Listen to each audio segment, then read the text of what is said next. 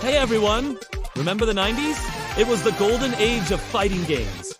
And while Street Fighter and Mortal Kombat dominated, there was another beast lurking in the arcades. Primal Rage. Released in 1994. This game was something else entirely. Imagine a post-apocalyptic Earth. A-Earth. Where giant, godlike creatures battle for supremacy. We're talking dinosaurs and giant apes duking it out! The gameplay was classic 2D fighting, but with a primal twist. Each god had unique moves, but the coolest part, tiny human tribesmen would wander into the arena and worship you. You could either toss them around or, get this, eat them to regain health. It was brutal, it was bizarre, and it was absolutely unforgettable. Primal Rage was a true gem from a wild era of gaming. What were your favorite memories of this classic? Let me know in the comments. Don't forget to subscribe for more deep dives into gaming history. And remember, stay curious. Hey everyone, and welcome back. Today, let's talk about one of the most infamous fighting games ever made, Shaq Fu, released in the 90s. This 2D fighter put the legendary basketball star Shaquille O'Neal in a wild martial arts adventure. The story is something else. Shaq is on his way to a charity game in Tokyo when he wanders into a martial arts master mistakes him for a prophesied warrior and sends him to another dimension. There, he has to rescue a boy named Nezu from an evil mummy, etc. After battling through a host of bizarre enemies, Shaq saves the day and returns home just in time for his game. But get this! One of the final bosses follows him back and is now playing on the opposing team. Upon release, reviews were mixed, but over time, it's gained a reputation as one of the worst games ever. It was so bad, it became a legend. Yet somehow it got a sequel in 2018 called A Legend Reborn. What a weird, wonderful piece of gaming history. Thanks for watching! Don't forget to like and subscribe for more videos. And remember, stay curious. Hey everyone, remember the Dreamcast era? Let's talk about a forgotten fighting game jam. Ready to rumble boxing? Developed by Midway, this game wasn't your typical boxing simulator. Think of it as the spiritual successor to Nintendo's Punch-Out, but in full 3D, and with a huge roster of wild, over-the-top characters. The gameplay is where it really shines. You're not just jabbing and hooking, you're building up your rumble meter. Every time you land a solid punch, you earn a letter. Spell out RUMBLA, and you can unleash your character's unique Rumble Flurry, a devastating combo that can turn the tide of the fight. Plus, the graphics were amazing for the time. You could actually see your opponents get bruised and battered as the match went on. It was pure arcade fun with tons of personality. What was your favorite character? Let me know in the comments. And don't forget to subscribe for more retro gaming deep dives. And remember, stay curious. Remember the Xbox launch? It had some bangers, but it also had Kabuki Warriors. This 2001 fighting game from Jinky and Lightweight had a cool idea. Battles on a Kabuki theater stage. You play as actors in 3v3 matches, traveling across Japan to earn money and build the best troupe. Sounds neat, right? Here's the twist. There's only one attack button. One. Your goal isn't just to win, but to impress the crowd with a performance meter. Unfortunately, that's where the fun ends. The game was absolutely slammed by critics for its terrible graphics, lack of variety, and that infamous one-button combat. It's often called one of the worst video games ever made. So, was it a bold artistic choice, or just a legendary failure? You be the judge. Thanks for watching! And don't forget to subscribe for more forgotten games! And remember, stay curious. Remember the late 90s and early 2000s when every popular movie seemed to get a video game tie-in? Well, some were better left forgotten. And today, we're talking about one of them, Fight Club. Released in 2004, this fighting game tried to capture the raw, gritty energy of the iconic film. It borrowed elements from popular fighters of the era like Tekken and Destiny, featuring a damage system where you could literally break your opponent's bones, complete with gruesome X-ray cutscenes. The story mode even had you play in as a new recruit, rising through the ranks of Project Mayhem. So why haven't you heard of it? Well, it was universally panned. Critics and fans alike called it a cheap cash-in with repetitive moves and clunky animation. Oh, and for some reason, beating the game unlocked Fred Durst from Limp Bizkit as a playable character. Yeah, it was one of those games. Thanks for watching. If you liked this video, like, comment, and subscribe for more videos. And remember, stay curious. Hey everyone, let's take a trip back to 2008 and talk about a forgotten fighting game, Mortal Kombat vs. DC Universe. This was the crossover nobody saw coming. The story is wild. Raiden blasts Shao Kahn into a portal at the exact same moment. Superman heat visions Darkseid into a boom tube. This doesn't destroy them, but instead merges them into a new mega-villain called Dark Kahn, causing the two universes to collide. This merger messes with everyone's powers, leading to crazy rage outbreaks. Suddenly, even the Joker could throw hands with Batman. The gameplay was unique, too, introducing modes like free-fall combat, where you'd fight while falling between stages, and close combat for intense, close-up brawls. It wasn't perfect, but it was a bold and fascinating experiment in fighting game history. Thanks for watching, and don't forget to subscribe for more deep dives into classic games. And remember, stay curious.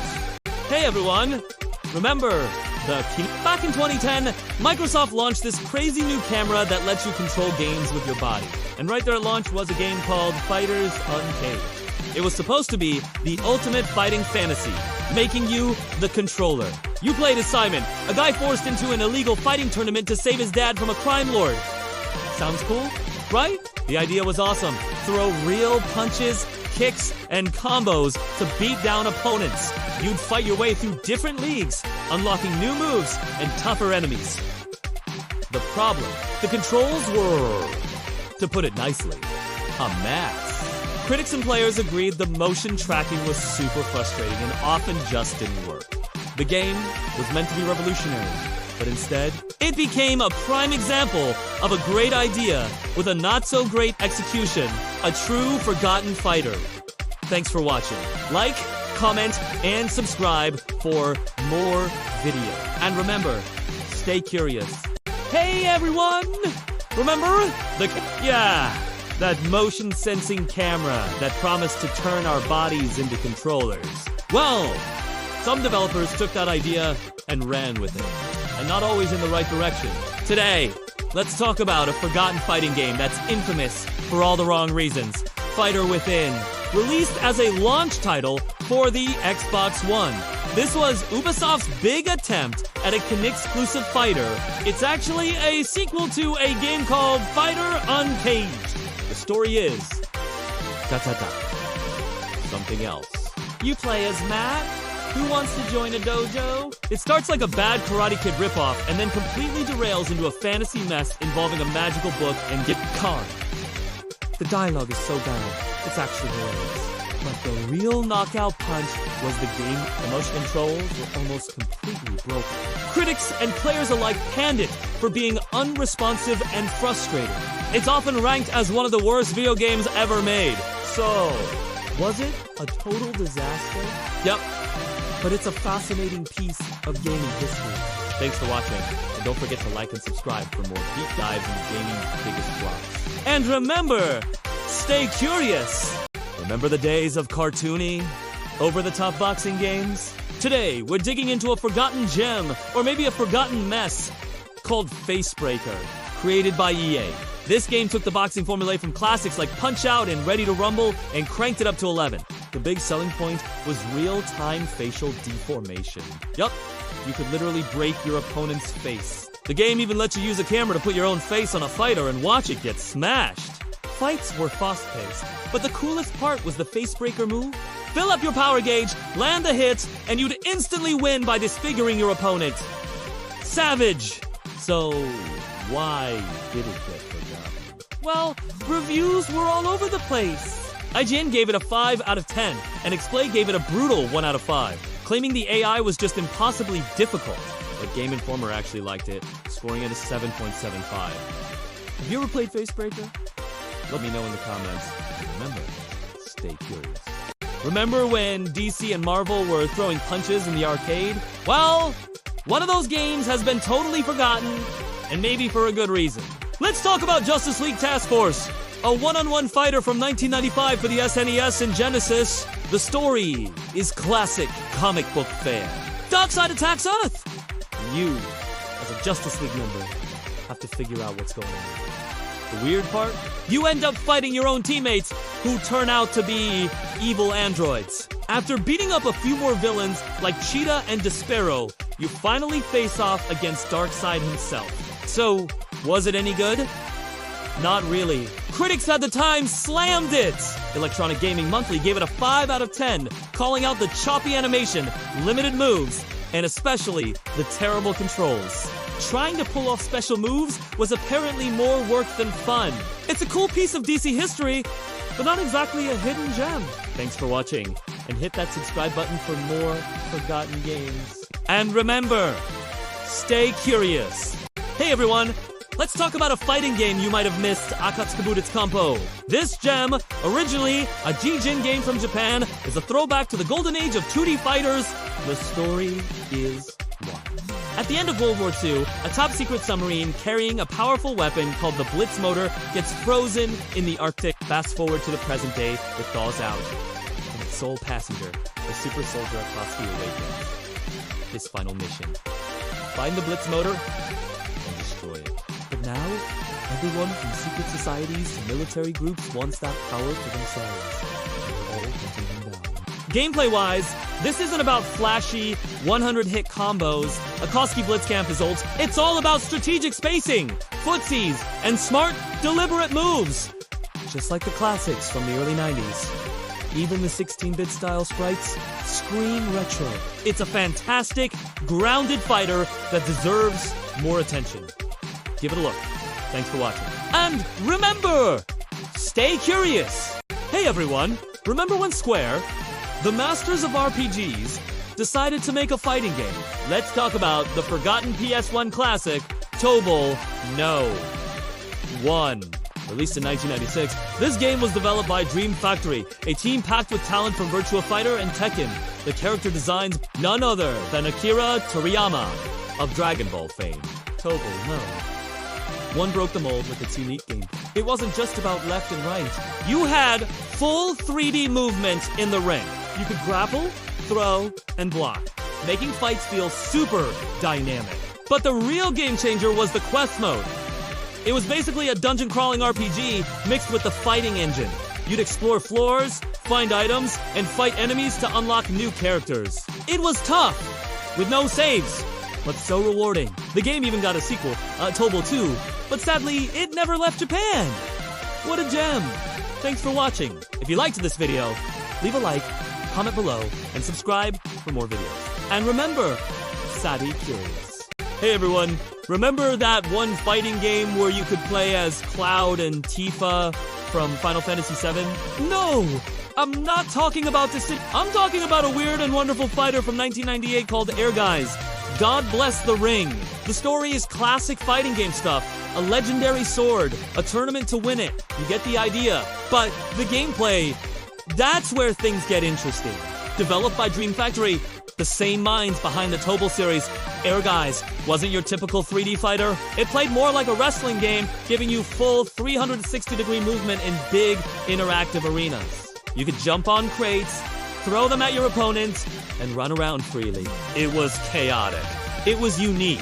And it featured some of the most iconic video game characters ever. Have you ever played this forgotten gem? Let me know in the comments, and don't forget to subscribe for more deep dives into gaming history. And remember, stay curious. Ever heard of a fighting game in the Final Fight series?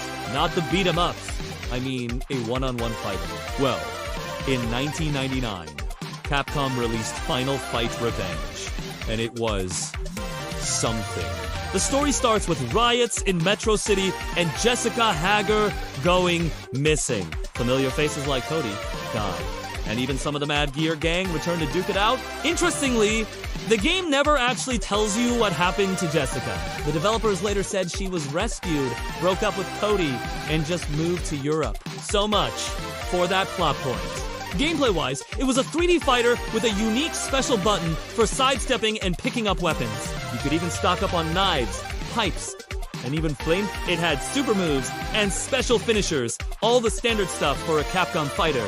But despite these ideas, the game was pretty much panned by critics. It was a strange, forgotten experiment that tried to turn a classic brawler into a fighting game, and the results were definitely mixed. Have you ever played this weird piece of Capcom history? Let me know in the comments!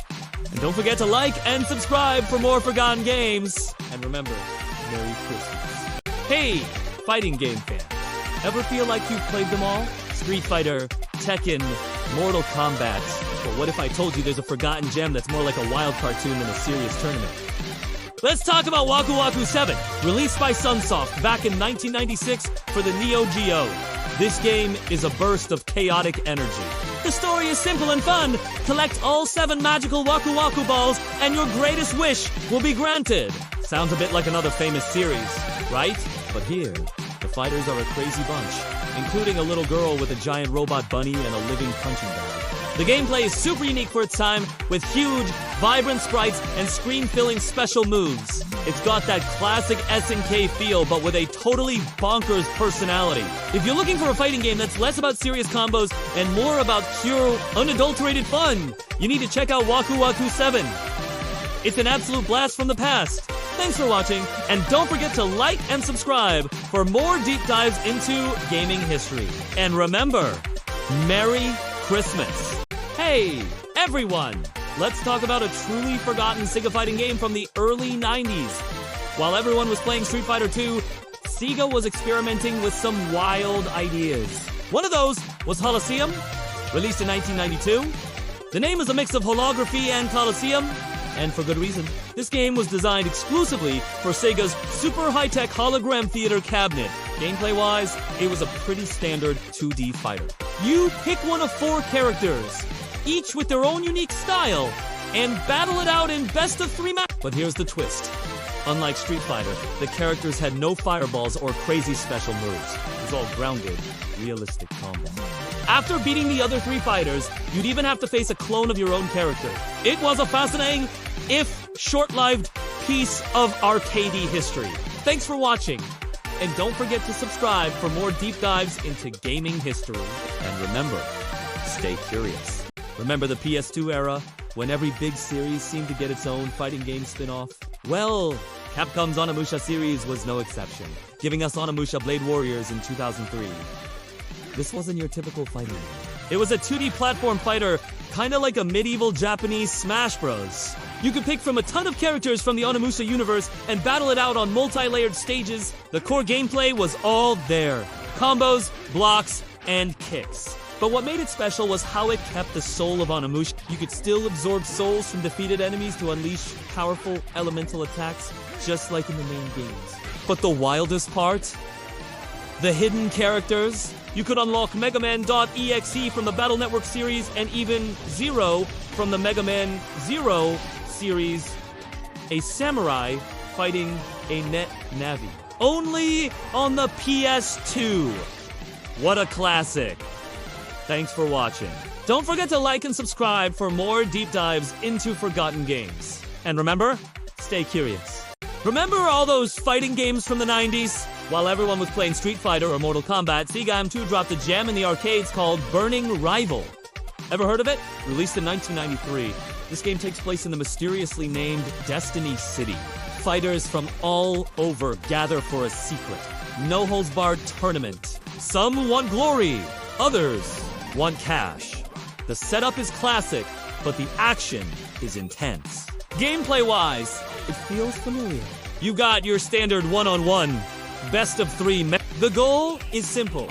Drain your opponent's health bar. It uses a 6-button layout, 3 punches, 3 kicks. Light, medium, and heavy just. Like the classics. You can pull off special moves with specific joystick and button combos. What's interesting is its speed and the feel of the combat. It's fast, frantic, and a real testament to Sega AM2's arcade legacy. So, have you ever played this forgotten rival? Let me know in the comments. Thanks for watching! If you liked this video, leave a like, comment below, and subscribe for more videos. And remember, stay curious.